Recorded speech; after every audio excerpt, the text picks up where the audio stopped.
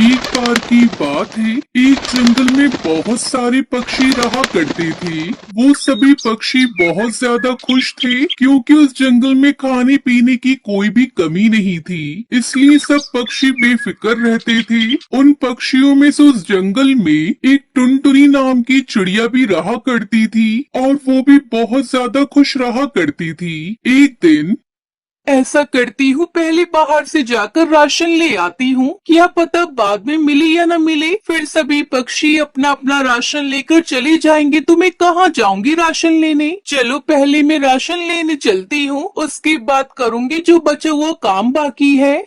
उसके बाद टुनटुनी चिड़िया अपने घर से राशन लेने के लिए निकल जाती है, लेकिन उसके जाने के बाद जंगल में बहुत तेज बारिश होने लगती है, जिसके कारण टुनटुनी चिड़िया का घर नीचे गिर जाता है। जब वो बेचारी राशन लेकर वापस अपने घर आती है तो अपने घर का ये नजारा देखकर उसके तो होश उड़ जाते हैं।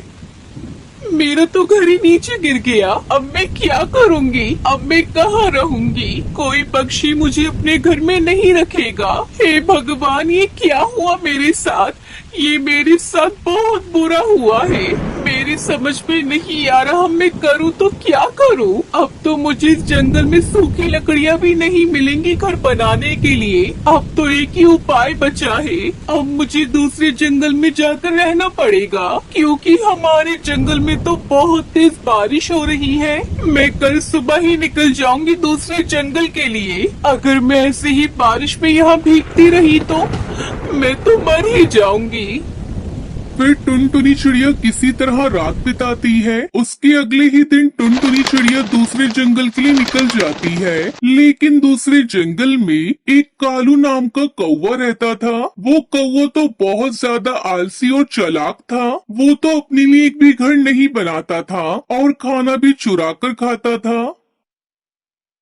मैं करूँ तो क्या करूँ, मेरी तो कुछ समझ में नहीं आ रहा। घर बनाने का तो मेरा बिल्कुल भी मन नहीं है। ऊपर से बरसात का मौसम भी आने वाला है। अब मैं क्या करूँ? ऐसा करता हूँ कि किसी पक्षी के घर पर जाकर कब्जा कर लेता हूँ, फिर उसको वहाँ से डराकर भगा दूंगा। उसके बाद उस पक्षी के घर में रहूंगा। ऐसा ही करना पड़ेगा।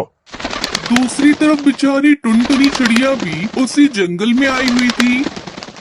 जंगल में सूखी लकड़ियाँ ढूंढनी पड़ेंगी, तभी जाकर मेरा अच्छा घर बन पाएगा। चलो पहले चलकर लकड़ियाँ ढूंढती हूँ। रास्ते में किसी पक्षी से पूछ लूंगी, वो मुझे बता देंगे तो मैं इस जंगल से मोटी मोटी लकड़ियाँ लाऊंगी, जिससे कि मेरा लकड़ियों का घर बहुत ज्यादा मजबूत बनेगा।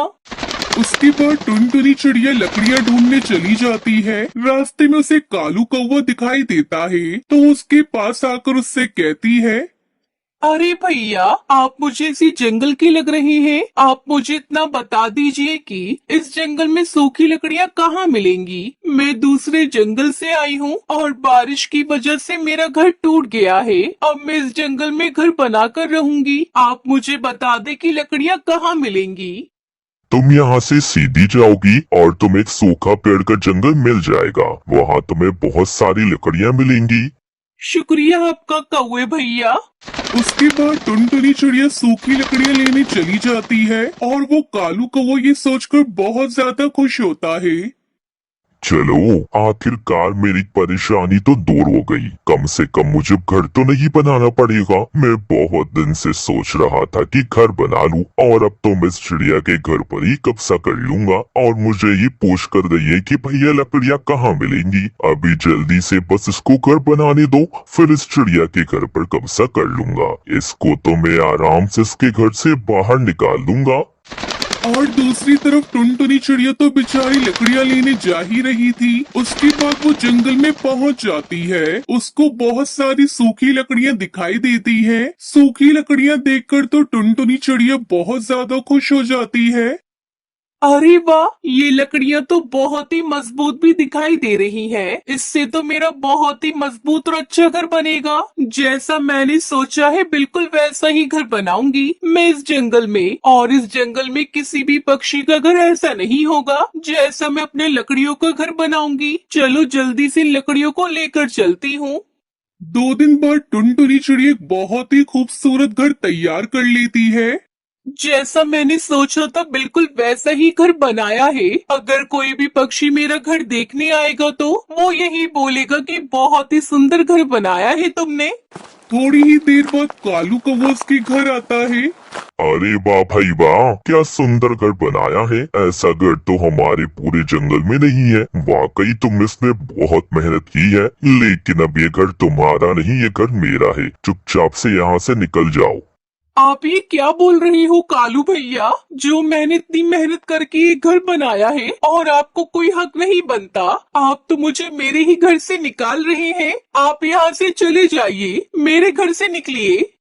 ज्यादा होशियारी मत दिखाओ, चुपचाप यहाँ से चली जाओ, वरना शिकारी चीलों पक्षियों को बुला लूंगा और ज्यादा बोलेगी तो मैं तुम्हें जान से मार दूंगा। तुम्हें एक बार सुनना ही नहीं दिया मैंने क्या कहा है? जाओ निकलो यहाँ से, अब मैं इस घर में रहूंगा। उसके बाद बेचारी टुनटुनी चिड़िया वहाँ से चली जाती है और नदी के किनारे आकर वहाँ बैठकर सोचने लगती है। ऐसा ही क्यों होता है मेरे साथ? पहले जिस जंगल में रहती थी वहाँ मेरा घर टूट गया और यहाँ आकर घर बनाया तो यहाँ तो मेरे घर पर ही कब्जा कर लिया। अब मैं करूँ तो क्या करूँ? मुझे कुछ ना कुछ तो करना ही होगा। ऐसे तो नहीं बैठ सकती मैं। तभी टुनटुनी चिड़िया को वहाँ पर बहुत सारे बांस पड़े हुए दिखाई देते हैं, जिससे टुनटुनी चिड़िया बांस का घर बनाने की सोचती है।